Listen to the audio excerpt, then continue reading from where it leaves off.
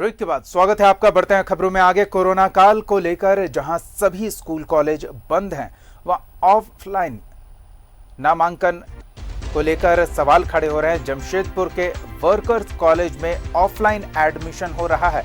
बच्चों को लाइन में लगवाकर बिना किसी सोशल डिस्टेंसिंग के नियम के नामांकन फॉर्म जमा कराया जा रहा है। ना ही भीड़ संभालने वाला कोई और ना ही सैनिटाइजर की व्यवस्था।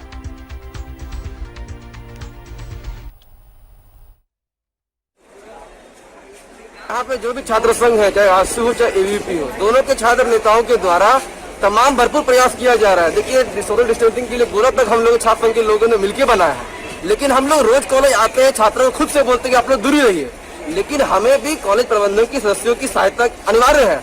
उनके सहायता के बिना हम लोग कुछ नहीं कर सकते। यहाँ तक आप गेट पे देख सकते हैं, ना तो थर्मल स्कैनिंग की व्यवस्था हो रही है और ना ही छात्रों को सैनिटाइजर देके उनका हाथ को साफ। क्लास में एडमिशन की तो वो एडमिशन के लिए अपने उतावलेपन में इस नियमों को, चाहे इन सावधानियों को पूरी तरह अंगीकार करने में कमी रह जा रही है उनके द्वारा। ऐसे हमारी तरफ से ध्यान दिया जा रहा है। आप कैंपस में देख सकते हैं गोलार्ध बना हुआ है, उन गोलार्धों में जानकारी के साथ जुड़ रहे हैं प्रभात। जमशेदपुर वर्कर्स कॉलेज में ये क्या हो रहा है? क्या वहां व्यवस्थापक को ये पता नहीं कि किस तरह की पाबंदियां लागू है? बिल्कुल दीपक, देखिए, ये जो वर्कर्स कॉलेज है, वर्कर्स कॉलेज के प्रबंधन ने कहीं ना कहीं लापरवाही की है, क्योंकि जब भी जो भी एडमिशन लेना है तो वो ऑनलाइन ही होना है। ऐसे में वुमेन्स कॉलेज में भी एडमिशन चल रहा है तो वहाँ ऑनलाइन ही चल रहा है और वहाँ की जो प्रिंसिपल है वो पूरे गाइडलाइन को फॉलो कर रही है। लेकिन कहीं ना कहीं अगर हम वर्कर्स कॉलेज की बात करें तो ये विजुअल देखने से ये साफ प्रतीत होता है कि कहीं ना कहीं जो नियम बनाया गया उसकी धज्जियां उड़ाते नजर आ रहे हैं। हालांकि जो प्रिंसिपल से हमने जब बात की तो वो अपना सत्वता जा रहे हैं और छात्र कुछ और ही बोल रहे हैं। तो कहीं ना कहीं प्रशासन को इस ओर ध्यान देने की जरूरत है, ताकि जिस तरीके से भीड़ लगी है तो कहीं ना कहीं पूर्वी सिंहभूम में जो रफ्तार है कोरोना का, तो ये छात्रों में भी कहीं ना कहीं किसी को कोरोना पकड़ ले और फिर उसके बाद फिर स्थिति भयावह हो सकती है।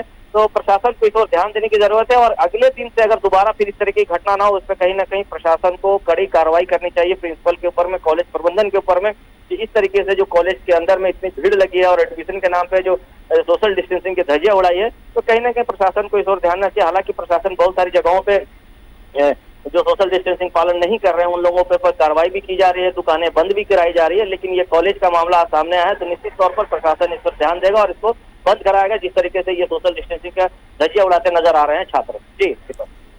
तो ऐसे में जब उनके संज्ञान में बात लाई गई, आपने इस बारे में उनसे सवाल किया तो क्या प्रतिक्रिया रही?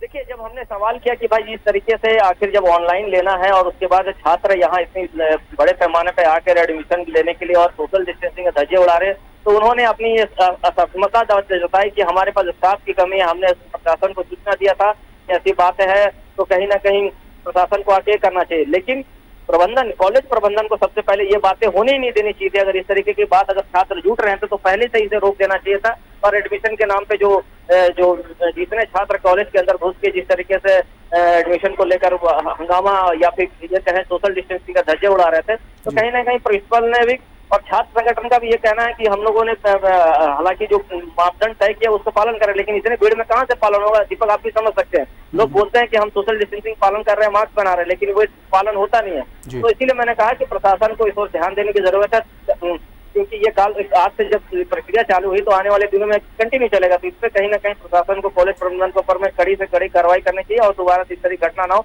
इसको सुनिश्चित करने की जरूरत है। बिल्कुल। प्रभात, एक चीज और है, कॉलेज प्रबंधन इस बात को लेकर लापरवाही बरत रहा है, क्या इसकी जानकारी जिला प्रशासन को दी गई है?